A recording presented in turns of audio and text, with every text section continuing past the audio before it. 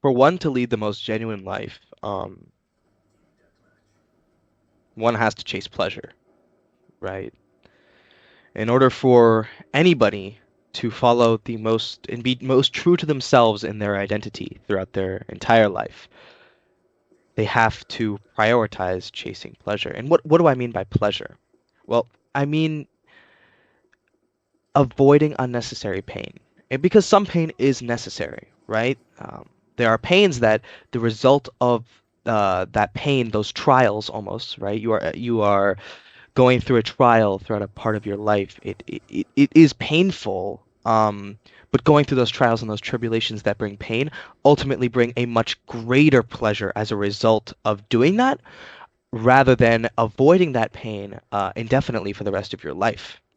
And so weighing, pleasure versus pain in those kinds of scenarios, there are many scenarios in which you will end up chasing a kind of pain. Think of it as chasing some pains invariably end up making you chase pleasure. And that differentiating between the two is the way to master your approach to life.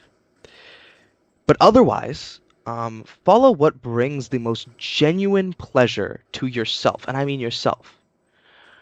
Because satisfying other people in terms of, satisfying other people as a driving force for the pleasure in your life is delusion. You don't know what genuinely is pleasurable to the person that you're trying to please to or trying to please. The only thing that you know is what your mind thinks would pleasure them. Regardless of what they tell you, the truth is hidden to you. And so, really, the key to approaching life in the most genuine and honorable way is to chase and prioritize pleasure and to avoid delusion. Because all delusion is pain, to your identity, to your environment, to yourself as a whole. So, more about what not to chase. Some would call what I'm talking about, in fact, it mostly is Epicurean philosophy. And I'm not a huge philosophy whiz, but this is really important to me. Um, because when we talk about chasing pleasure, many people will say, well, if I was to prioritize chasing pleasure, oh, I'm going to drink in excess. I'm going to prioritize. I'm going to get high every day and sit on my ass because I hate my job, and that does not bring me pleasure. And what brings me pleasure is living like that. And my answer to that is you have to think about it more deeply than how you're thinking about it. Most people, when they hear chasing pleasure, they think, oh, well, that's intrinsically taboo and bad. No, because a lot of those things that you would consider to be pleasurable are really just delusional. Think about it. Drinking, right? Anything in excess, getting high, activities like that, those are delusional. You are inherently giving your subconscious up to a substance, and you don't have full control of your body, and things like that, right? Anything that can be classified as delusion is something that you should avoid when trying to chase pleasure. A lot of pleasure, like I said before, comes from chasing pains that result in a greater pleasure, right? Pleasure is not the same as delusion,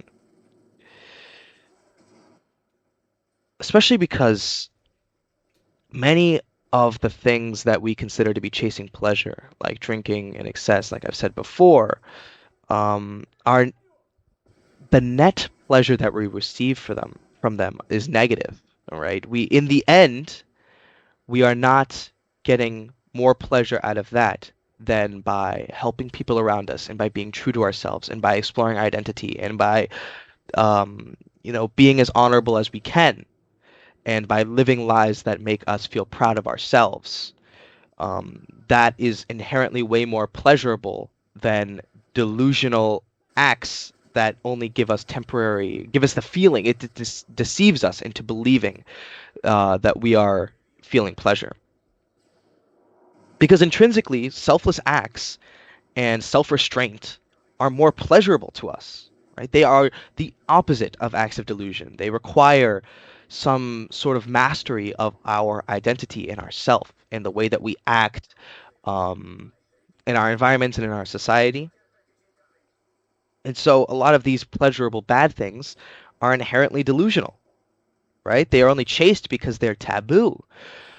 I know a lot of people my age really cared, they in order to show up to a function, right? They need to get drunk, they need to pregame, and that's not inherently bad. It depends on the excessiveness of it. But inherently, if you think that pleasure is seeking an escape, that's a delusion.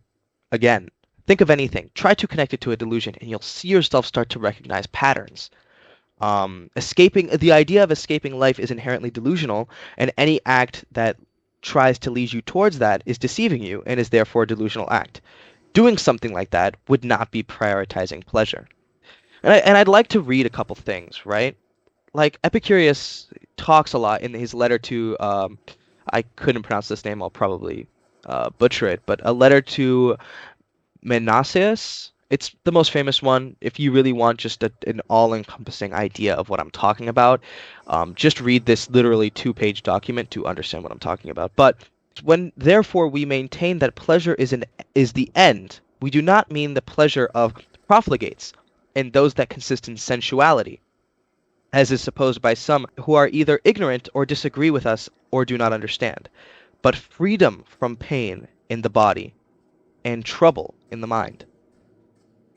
Now, I'm not, a pretentious asshole, but this is certainly something to think about. And I think that it's honestly almost it's both a direct opposition to Stoicism in your classic Christian Stoicism and also a partner to it. Because a lot of what Stoicism talks about is mastering the yourself and your identity and your mind. But also a lot of Stoicism talks about driving and chasing pain. When you think of your alpha male, your typical alpha male that tries to think that they're a stoic, right? Oh, you have to wake up, gargle piss, fuck yourself in the ass 5 times, shoot yourself a couple times, then get up, write in Chinese, shit like that, right? You don't know Chinese, write in Chinese anyway. The pain is what makes your life better is different because a mastery of mind and identity will allow you to actually differentiate between what are necessary pains and what are unnecessary pains, and how to filter out unnecessary pains in order to master your life and to overall become just have your life become in lack of a better words better. Um, And think of this, right?